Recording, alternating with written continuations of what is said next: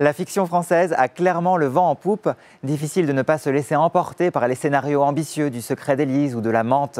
Les comparaisons avec le cinéma sont désormais systématiques et les téléspectateurs ne s'y trompent pas. Ils sont de plus en plus nombreux à suivre le genre. En exclusivité, nous vous dévoilons le line-up de la saison avec Marie Guillaumont, la directrice artistique de la fiction. Fidèle, curieux, ouvert, le public se passionne pour les histoires que TF1 invente pour lui chaque semaine. Modernisée, la fiction se pare aujourd'hui de nouvelles lettres de noblesse. La chaîne affiche clairement une ambition, celle de réinventer le genre. La fiction est un genre à part entière, c'est un genre qui est largement plébiscité par le public, mais qui est aussi largement plébiscité par les talents, que ce soit les réalisateurs, les auteurs, les comédiens. Ils ont tous envie aujourd'hui de défendre un rôle à la télévision. Et on peut dire aujourd'hui que la fiction est un rendez-vous pour le public, un rendez-vous pour les talents et un rendez-vous pour les marques. Alors, la fiction française s'est jamais aussi bien portée. Pour preuve, le palmarès des meilleures audiences l'an dernier, dans lequel la fiction française de TF1 occupe 27 des 30 meilleures places de fiction, toutes chaînes confondues. Après un bilan positif l'an dernier, TF1 s'est inventé une nouvelle saison riche et variée. Parmi les genres représentés, le thriller. Un guilty pleasure pour le public, mais aussi pour les comédiens, qui prennent un malin plaisir à endosser ces rôles sombres.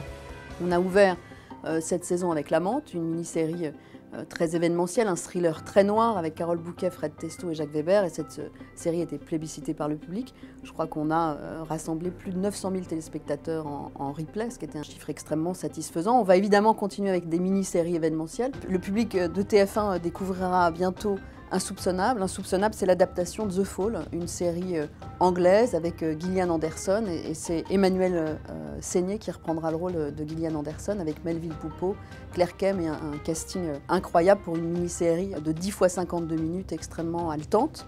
Autre événement, ce sera Le Tueur du Lac.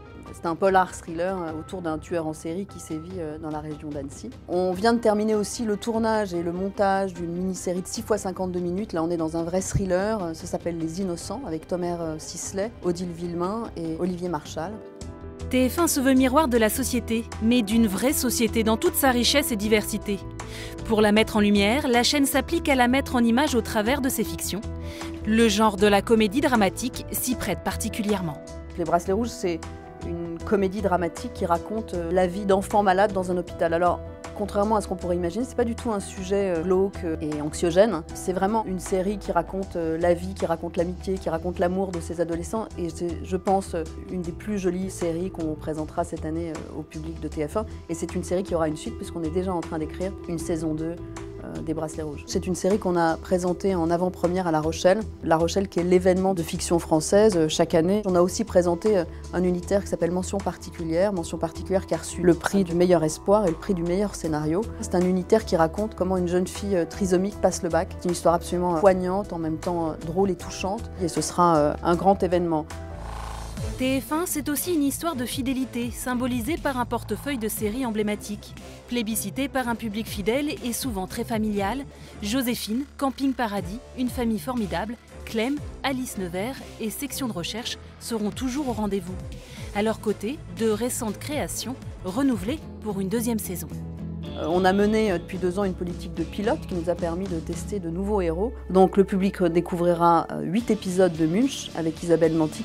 La série Louise est également en écriture et puis on adore ce personnage de Sam et cette année c'est Natasha Lindinger qui reprend aux côtés de Fred Testo le rôle de Sam. Demain nous appartient, c'est évidemment c'est un grand succès. C'est une série qui est en J+7 et suivie quotidiennement par 3 200 000 téléspectateurs et 24% des femmes RDA. Nouvelle série, c'est la série Contact que le public va découvrir à partir du 12 octobre avec 6 nouveaux épisodes de cette série sur cet homme qui a le don de voir dans les objets et qui grâce à ça peut résoudre des enquêtes. Et puis l'an dernier, le public avait plébiscité La Vengeance aux yeux clairs avec Laetitia Millot qui avait fait d'excellents scores. On a tourné cet été dans la région de Nice un nouvel opus de cette Vengeance aux yeux clairs qu'on retrouvera très bientôt.